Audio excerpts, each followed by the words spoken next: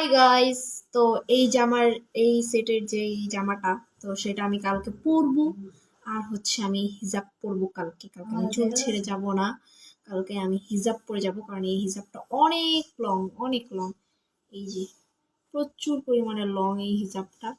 তো আমি এখন সেটাই পরে মানে দেখবো, ট্রাই করবো যে কেমন লাগে আমাকে দেখতে। তোমরা তো জানোই আমি জট, সবাই জানো আমি জট। এই যে চারটা তুলি গাইস, এই যে চারটা তুলি, আমি চারটা তুলি দিয়ে এখন খোপা করবো চুলটাকে। আমি আমার রিংটাকে খুলে নিচ্ছি, চুড়িটাকেও খুলে নিচ্ছি।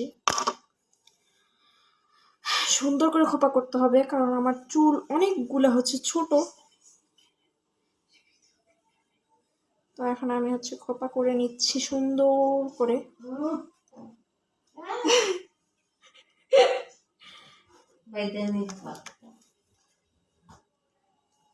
কারণ এই খোপা না, আমি যদি সুন্দর করে না আটকাই, আমার চুলটা খুললে যাবো বারবার।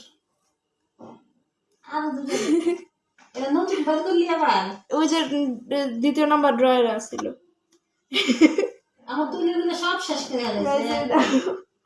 এখন হচ্ছে আমি মাথার ক্যাপ পরবো। একটা দিলে খুললা যায়, খুললা যায়। এই চারটা দিলে একদম টাইট হয়ে আটকে থাকে, তাহলে সারাদিনও খুলবো না।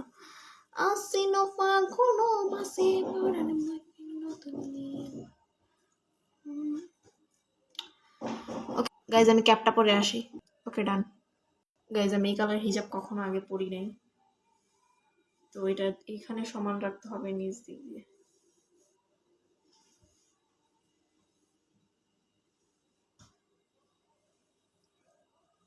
এই কালারের হিজাবের মানে এই কালারের জামাই আমি আগে কখনো পরিনি।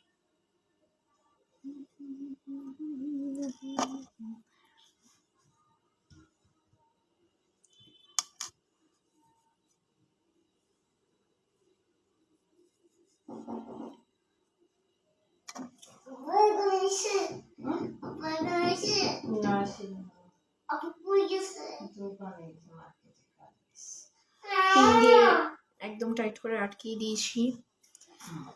তারপর আরেকটা পিন নিয়ে আমি এই উপর সাইডটাকে এভাবে টেনে এদিক দিয়ে টাইট করে আটকে দিব, যাতে এটা না খুলে হিজাবটা আটকে থাকে।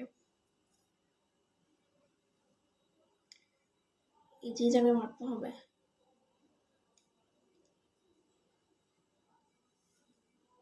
ওকে, এটা এখন এদিক দিয়ে ঘুরাই নিয়ে যে পিছনে আটকে দেব।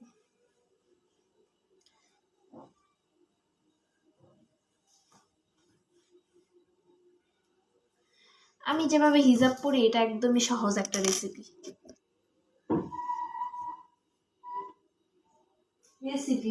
ইয়া হিজাব রেসিপি।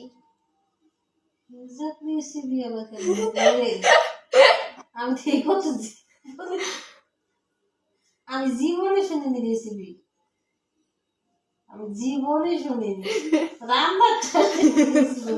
এটা আমাদের কেমনে অমনি পাগলের মতন কথাবার্তা। তো এদিক দিয়ে একটা পিন দিয়ে দিব।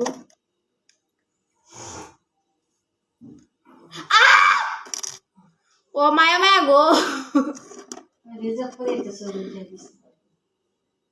এই দিক দিয়ে পিনটা দিব যাতে এই হিজাবটা দিকে সরে না আসে।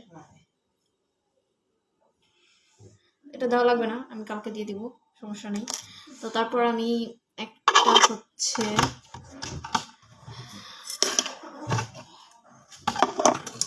একটা হিজাব ব্লুজ দিব, যেটা এটার সাথে ম্যাচিং হয়ে যাবে। এই হিজাব ব্লুজটা আমি দিব এটার সাথে, এটা ম্যাচিং হবে ভালো, কারণ এটার কালার এটার মধ্যে আছে আর কি, হিজাবটার মধ্যে। ওকে গাইজ, আল্লাহ হাফেজ।